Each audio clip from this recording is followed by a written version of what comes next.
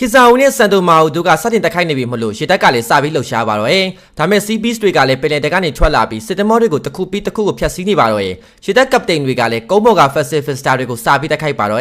့ဒါတကူ Usopp တို့ကလည်းမြင်လိုက်ရပါပြီစန်တိုမာဦးကအမိန်ပေးနေသူတွေကျွန်းကလည်းလုံခြုံတယ်လို့ဖကာပန်းကပြောနေတဲ့အခါ Usopp လည်းဒါကြောင့်ခေဇာဦးကစန်တိုမာဦးကိုရှင်းပြဖို့လာနေတာမဟုတ်ဘူးလားလို့ပြန်ပြောလိုက်ပါတယ်ခေဇာဦးကိုမြင်တော့စာဘိုဒီကမကောင်းတဲ့မှတ်ညံတွေကိုပြန်တီးရမိရလို့ Brook ဆိုပါတယ်ဖကာပန်းကလည်းရှန်သူကခေဇာဦးလို့မထင်ထားတာကြောင့်တောက်မှတ်မာရလို့စန်တိုမာဦးကိုပြောနေတဲ့အခါအာဒဆန်လည်းအခုကလှုပ်ဝက်ကုတ်ကိုပဲအာယုံစိုက်ဖို့ပြောလိုက်ပါတယ်။တစ်ဖက်ကစန်တူမာအိုကလည်းခေဇာကိုတိုက်ခိုက်တာခံရပေမဲ့သူ့ကိုလူဖီကဂတိပေးထားရလို့ပြောလိုက်ပါတယ်။ဘယ်တော့ကပင်တမြောက်ရည်နဲ့ပူပေါင်းဝဲတာလဲလို့ခေဇာအိုကမေးတဲ့အခါစန်တူမာအိုလည်းကျေးဇူးရှင်ကိုဒီကျွန်းကနေထွက်သွားလို့ရအောင်လုပ်ပေးနေတဲ့သူရှိရင်ဘသူနဲ့မဆိုပေါင်းမှာပဲဆိုပြီးခေဇာအိုကိုခုတ်ဖြတ်လိုက်ပါတယ်။တစ်ချိန်လုံးကခေဇာအိုတို့ဟာဖကာပန်းတီထွင်ထားတဲ့ရှင်းလင်းကရိယာကိုစစ်ဆေးဖို့တွားကြည့်ခဲ့ရမယ်စန်တူမာအိုလေးကရှင်းထားတာကိုတွေ့လိုက်ရပါတယ်။ဘယ်ကလာလဲလို့ဖကာပန်းကမေးတဲ့အခါရွာတွေကသူတွေကအားနေလို့ရွာတွေကိုပြန်သွားတော့မှမဟုတ်ဘူးလို့ဆိုပါတယ်။ရွာကနှင်ထုတ်ခံရတာလားလို့ခေဇာအိုကမေးတော့စန်တိုမာအိုလည်းခဏငြိမ်သွားပြီးသူကအလွတ်လုချင်ကြောင်းနဲ့ပတ်စံရှာချင်ကြောင်းပြောလိုက်ပါတယ်။တခုခုဝယ်ချင်လို့လားလို့ဖကာပန်းကမေးတဲ့အခါဘိုက်ဆာနေရဲ့စန်တိုမာအိုကအိုနီကီဝီလို့ထားအောင်မိလိုက်ပါတယ်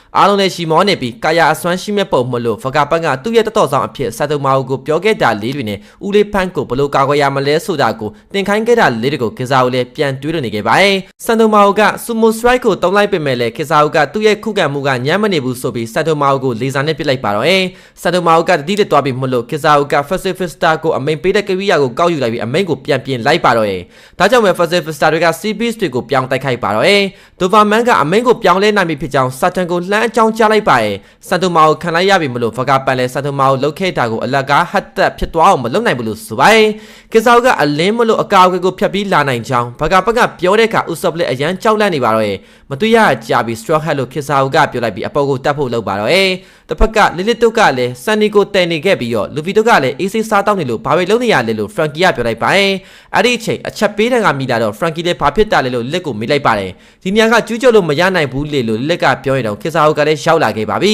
။အစွမ်းကုန်ကာကွယ်ရမှာကအစွမ်းအရင်မြင့် Punk Records နဲ့ Shock မိတ်ဆွေဟောင်းဆိုရင်ပဲအစွမ်းကုန်ဖြတ်စည်းရမှာဒေါက်တာဘကပတ်မယ်လို့ခေဇာအိုကဆိုပါတယ်။ခေဇာအိုကရောက်လာပြီမလို့ Usopp တို့လည်းလူဗီကိုအမြန်အကြောင်းကြားမှရမယ်လို့ပြောနေခဲ့ပါတယ်။အဲ့ဒီချိန် Stussy ကလူချီရဲ့ငှက်ပြန်လာတာကိုတွေ့ရတာမလို့ချက်ချင်းတီထားမိသွားခဲ့ပါတယ်။လူချီကလည်းဖကာပန်းကို finger pistol နဲ့ထိုးဖို့လုံးနေတာမလို့ Stussy ကဝင်ကာပေးလိုက်ပါတော့။စန်ဂျီလည်းချက်ချင်းဆိုလို့ခါကူကိုဘာဘယ်နဲ့ပစ်တိုက်ပြီးမင်းကဆွတ်ပစ်သွားခံရတဲ့ပုံမဲလို့ပြလိုက်ပါတယ်။ဇိုးကလည်းလူချီကိုတိုက်ခိုက်ပြီးမင်းတို့လူတွေလာနေပြီဆိုတော့ဂျိုကြွားနေပြီမှလားလို့မေးလိုက်ပါတယ်။လူချီကလည်းမင်းတို့နဲ့ငါတို့ရဲ့ဂျာမအားလုံးပြီးသွားပြီလို့ပြန်ပြောလိုက်ပြီးနောက်နှစ်ယောက်လုံးရဲ့ခုခံပြင်းအားတွေကြောင့်အပြင်ကိုထွက်လာပါတော့။တစ်ဖက်ကခေဇာအိုကလည်းစန်ဒီကိုမြင်လိုက်ရပြီမလို့အနောက်ကလေ့လာခဲ့ပါတယ်။ Navy Admiral မလို့ဘယ်လိုလုပ်ကြမလဲလို့ Frankie ကလူဗီကိုပြောနေမယ်လူဗီကတော့ခေဇာအိုစီကိုတွားနေခဲ့ပါပြီ။ခေဇာအိုကမတွေ့ရကြပြီလို့လူဗီကိုနှုတ်ဆက်မလို့ရှိတယ်လူဗီကစာပြီးတိုက်ခိုက်ပါတော့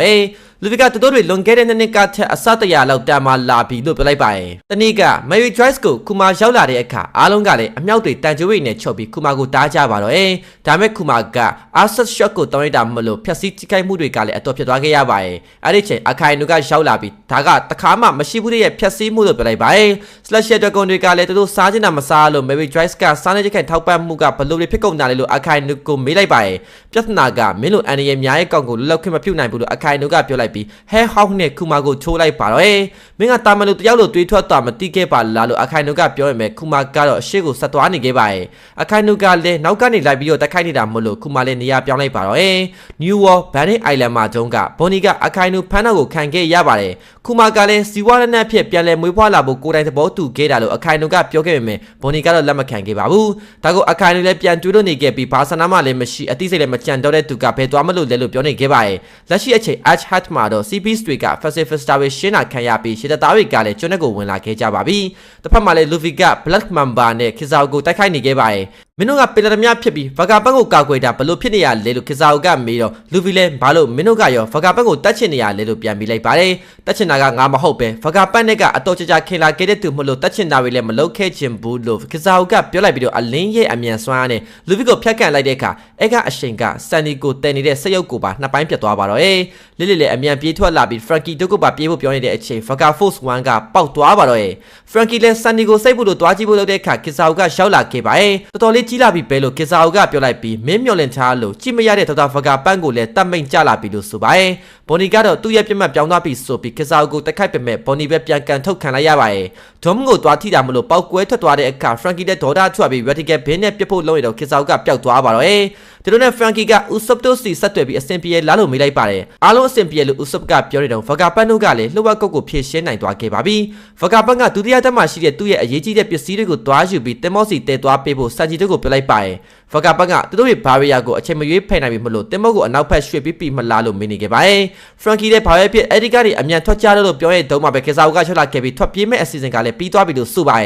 ်ရုပ်တရက်ကြီးကစားအုပ်ကိုမြင်လိုက်ရတော့အားလုံးနဲ့အရန်လန့်နေပြီးနာမီကလည်းလူဗီဘလို့ဖြစ်သွားပြီလေလို့မေးနေခဲ့ပါတယ်ခုနကပေါက်ကွဲမှုကမင်းလောက်တာလားလို့ဖကာပန်းကမေးတော့ကစားအုပ်လည်းမင်းရဲ့အိမ်မက်စရုပ်ကြီးကိုဖောက်ခွဲပစ်လိုက်တာပဲလို့ဆိုပါတယ်ကစားအုပ်ကဂျာဟာတူးအတွက်လည်းအရန်ခက်ခဲတဲ့တာဝန်ဆိုတာနားလည်စေချင်တယ်လို့ဖကာပန်းကိုပြောနေတော့မှာပဲအပြင်ကလူဗီကဖစ်ကီယာကိုတောင်းပြီးတောင်းချလို့နေခဲ့ပါပြီအားလုံးမသိလိုက်ခင်အတွင်းမှာပဲလူဗီကကစားအုပ်ကိုဆွဲယူလိုက်ပြီးရှီမောနေပါတော့ရဲ့အကုန်လုံးလည်းမျက်စိတွေပြူလို့နေခဲ့ပါပြီ။ဒါလောက်ထိအကြီးကြီးဖြစ်လာတာပဲလို့ကစားအုပ်ကပြောတော့လူဗီကသူ့ဖကာပန်းကိုမပေးနိုင်ဘူးလို့ဆိုပါတယ်။ကစားအုပ်ကသူ့အလုပ်ကိုအေးဆေးလေးလုပ်ခွင့်ပေးပါလို့ပြောရတော့လူဗီကကစားအုပ်ကိုလေထဲမှာဝှေ့ရမ်းနေပြီးအပေါ်ကိုပြစ်တင်လိုက်ပါတော့။ဘရုတ်ကလည်းလူဗီရဲ့ပုံစံအတက်ကိုအခုမှမြင်ရတာမလို့အရန်ဝမ်းသာနေပါတော့။နာမီကအခုချိန်အတွင်းသူတို့တွေထွက်ပြေးကြမယ်လို့ပြောရတော့မော်နီတာကတဆင့်ဖကာပန်းကဘိုနီကိုလှမ်းထွေးလိုက်ပါတယ်။ Atlas ကသူ Pacific ရဲ့ထင်ချုပ်ခွင့်ကိုတွားယူမှဖြစ်ပြီးအဲ့လိုမှမဟုတ်ရင်ဘာရီယာမရှိရောရနဲ့လေဆာနဲ့အပြစ်ခံရမှလို့ပြောလိုက်ပါတယ်။ဖကာပန်းက Atlas နဲ့အတူလိုက်ဖို့လုပ်တော့ဥစပလက်မတွားဖို့တားပါတော့ရဲ့ဆက်တွေ့ခယူကနေဖရန်ကီကိုဆက်တွေ့ပြီးအောက်မှာဘော်နီရှိနေတဲ့ပုံပဲလို့ဖကာပန်းကပြောလိုက်ပါတယ်။ကစားအုပ်ကန်နာခံလိုက်ရတာမလို့အဆင်ပြေနေရဲ့လာလို့ဖရန်ကီကပြန်ပြောတော့ဖကာပန်းလည်းပို့ဒေါသထွက်လာပါတော့ရဲ့စန်ဂျီကလည်းကြားရတာမလို့ဘော်နီကိုတွားခဲ့မယ်ဆိုရင်သူလည်းလိုက်မယ်လို့ဆိုပါတယ်